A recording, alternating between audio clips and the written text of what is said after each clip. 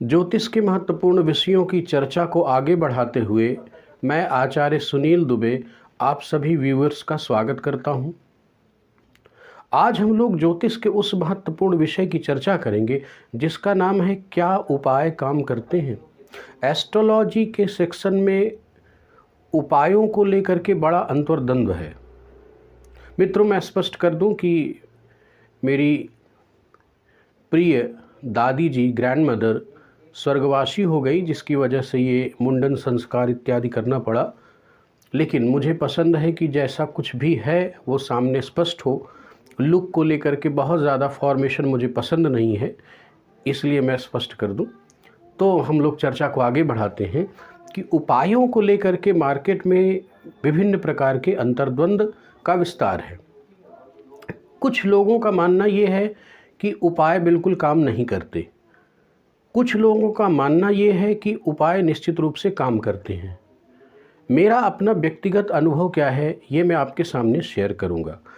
इससे पहले मैं एक आपको छोटा सा सिद्धांत स्पष्ट कर दूं कि दरअसल कुंडली क्या है।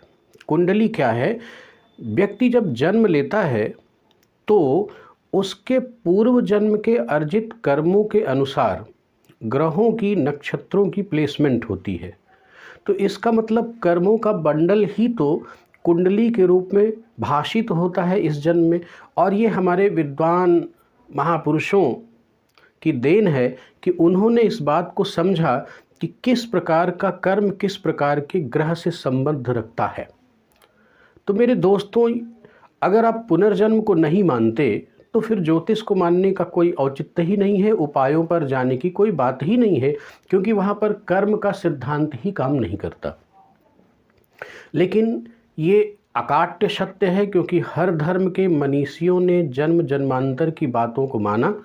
पुनर्जन्म के खंडन की सबसे बड़ी बात शुरू होती है बौद्ध धर्म से, जिसमें भगवान बुद्ध का नाम लेकर के यह प्रचारित किया जाता है कि नहीं, वो आत्मा, पुनर्जन्म, परमात्मा इत्यादि के विरुद्ध रहे, इसलिए वो नास्तिक रहे। लेकिन ऐसा नहीं है।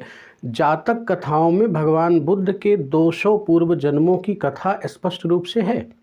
तो इसका मतलब कि आज नव बौद्ध इस चीज़ को नकारें, लेकिन मूल रूप से बौद्ध धर्म में पुनर्जन्म को नकारा नहीं जा सका। तो पुनर्जन्म है तो कर्म है, तो कर्मों का ही एक साइंटिफिक विश्लेषण करने के लिए कुंडली का आविष्कार हुआ। और बड़े आनंद की बात है, अब यहीं से आप चीज़ों को समझें। हमारे साथ कर्मों के शुभाशुभ बंडल हैं।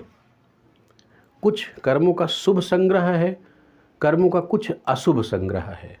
तो वो जब प्रकट होता है तो हमें सुख और दुख की अनुभूति होती है। तो कुंडली में जो शुभ ग्रह हैं वो कुछ विशेष प्रकार के शुभ कर्मों को रिप्रेजेंट करते हैं, और जो स्वाभाविक रूप से अशुभ या पापी ग्रह हैं, जैसे कि राहु, केतु, कुछ स्तर पर मंगल और शनि, इन ग्रहों को मैलेफिक प्लैनेट के रूप में रखा गया है। तो जब ये एक्टिव मोड में आते हैं या इनका जिन भावों पर प्रभाव होता है, जिन शुभ ग्रहों पर दृष्टि होती है, तो वहाँ कुछ न कुछ अशुभता के स्वरूप देखे जाते हैं। क्या देखे जाएंगे ये मैं आपके सामने विश्लेषण के दौरान रखूँगा, लेकिन सिद्धांत को समझें। तो उनका प्रभाव होता है। अब जब वो एक्टिव फॉर्मेट में आते हैं, जैसे ज्योतिष में कोई भी ग्रह ज़्यादा एक्टिव मोड में कब आता है? जब उसकी महादशा, अंतर्दशा होती है और गोचर के प्रारंभ में और गोचर के अंत में उस ग्रह की एक्टिवनेस अधिक होती है, तो वो उसके शुभाशुभ प्रभाव हमें देखने को मिलते हैं। ऐसी दशा में व्यक्ति को पीड़ा कब उठानी पड़ती है? जब किसी अशुभ ग्रह के प्रभाव में कोई भाव हो या कोई ग्रह हो जो शुभता दे रहा हो, उस पर उन अशुभ ग्रहों का प्रभाव हो और वो अपने दशा, महादशा, अंतर्दशा या गोचर की अवस्था में आए और आपको पीड़ा दे। तो ऐसी दशा में क्या कुछ किया जा सकता है? अब यहाँ पर समझें थोड़ी देर के लिए। निश्चित रूप से कुछ न कुछ अवश्य किया जा सकता है। किस रूप में किया जा सकता है इसको मैं स्पष्ट करूं एक छोटे से उदाहरण के माध्यम से। मान लीजिए बारिश का मौसम आया, बादल घेर लिए, घनघोर वर्षा तो होगी ही क्योंकि बारिश की ऋतु आ चुकी है। ऐसी दशा में ये कह पाना कि बारिश होनी ही है, ये एक नेचुरल फिनोमेना है, तो हम इसमें कैसे परिवर्तन करें? तो थोड़ा सा समझें।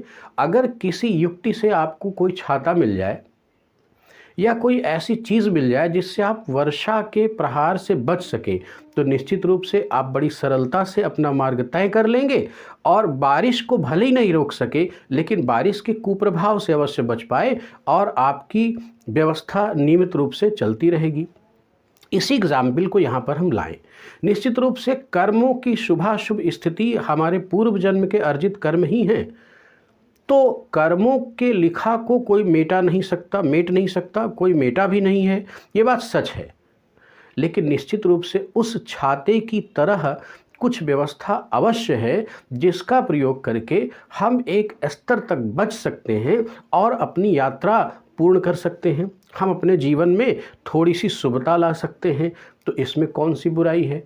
इतना भी अगर कोई विधा हमें सहायता दे देती है तो निश्चित रूप से वो हमारे लिए उपयोगी है। तो मेरे मित्रों, मैं आपको बताऊं कि ज्योतिष के उपाय बिल्कुल इसी तरह से काम करते हैं। उपायों को लेके बदनामी कब हुई है? जब केवल उपायों के माध्यम से कर्म संस्कारों को समाप्त कर देने जैसी कोई बात या दावा करे तो ये अनर्गल आलाप से अधिक कुछ नहीं होता। लेकिन हाँ, उपायों के माध्यम से आप राहत की सांस जरूर ले सकते हैं, इसमें भी कोई दो राय नहीं। अब उपायों में कौन कौन से महत्वपूर्ण उपाय हैं, कौन कौन से प्रभावी होंगे, ये कुंडली देख के स्पष्ट रूप से किया जा सकता है। ये बात अलग है कि आज मार्केट में तरह तरह के उपायों की अनेकानेक पद्धतियाँ प्रचलित हुई हैं, लेकिन ये शास्त्रीय नहीं है। किंतु अगर शास्त्रीय विधान से देखें तो किसी भी ग्रह पीड़ा से मुक्त होने के लिए एक निश्चित स्थिति में उसके स्टोन, उनके मंत्रों का जाप, अनुष्ठान और अधिष्ठित देवता की आराधना इत्यादि महत्वपूर्ण है और दान की प्रक्रिया भी महत्वपूर्ण उपाय है। एक और विशेष चीज़ जो मेरे अनुभव में आया है कि ग्रहों की स्क्रिप्ट के अनुसार हमें कुछ महत्वपूर्ण कर्म करने से भी ग्रह पीड़ा से मुक्ति मिल सकती है। तो ये उपाय बिल्कुल ही काम करते हैं, लेकिन किस तरह काम करते हैं मैंने आपके सामने स्पष्ट किया कि जैसे बारिश में छतरी का प्राप्त हो जाना, हमारा काम बन गया। कड़कती हुई धूप है, गर्मी है और विज्ञान ने हमें एयर कंडीशन दे दिया है, तो हम मौसम को नहीं बदल सकते लेकिन राहत जरूर ले सकते हैं। तो बिल्कुल इसी प्रकार अगर उपयुक्त और विद्वान ज्योतिषी के माध्यम से आप सही सलाह प्राप्त करें, सही मार्गदर्शन प्राप्त करें, तो निश्चित रूप से उपाय से फ़ायदा हमें होता है। किंतु किस स्तर पर होता है कि भाग्य नहीं बदलता, सब कुछ नहीं बदल जाता, लेकिन निश्चित रूप से राहत अवश्य मिलती है। एक चीज़ मैं और स्पष्ट कर दूं, कई बार क्या होता है कि ग्रहों की ऐसी स्क्रिप्ट होती है कि उनमें शुभता होने के बावजूद वो शुभता अवस्था में चले जाते हैं। ऐसी स्थिति में भी अगर वो फल तो अच्छा देने के लिए आपकी कुंडली में प्लेस्ड है, लेकिन किन्हीं कारण से वो सक्रिय अवस्था में नहीं है, तो उन्हें सक्रिय अवस्था में लाने के लिए भी कुछ उपाय हैं। उन उपायों को अगर किया जाए निश्चित रूप से वो हमें शुभ परिणाम देंगे। तो मेरे मित्रों, मुझे विश्वास है कि आपको स्पष्ट हुआ होगा कि उपायों को लेकर के बिल्कुल ही ये कह देना कि ये गलत है, ये भी ठीक नहीं है। उपायों को लेकर के इतने बायस हो जाना कि ज़िंदगी पूरी उपायों में चली जाए और ये आशा कर लें कि नहीं, हम संपूर्ण कर्मों को नष्ट करके एक नई स्क्रिप्ट लिख देंगे, ये भी ठीक नहीं है। लेकिन हाँ, मध्यावस्था ये है कि उपाय निश्चित रूप से काम करते हैं और एक एस्ट्रोलॉजर अगर किसी व्यक्ति के जीवन में छतरी नहीं दे सका, उसके उपायों को स्पष्ट करके कल्याण का छोटा भी मार्ग प्रशस्त नहीं कर सका, तो किसी एस्ट्रोलॉजर के पास जाने की आवश्यकता ही क्या है। मेरा अनुभव है, मैंने बहुत सारे लोगों को सही उपाय सजेस्ट किए हैं, उनकी सीमा क्षेत्र के अनुसार किए हैं और निश्चित रूप से उनको फ़ायदा हुआ है। तो आप भी अगर संपर्क करेंगे तो आपको फ़ायदा हो गया। बहुत बहुत धन्यवाद।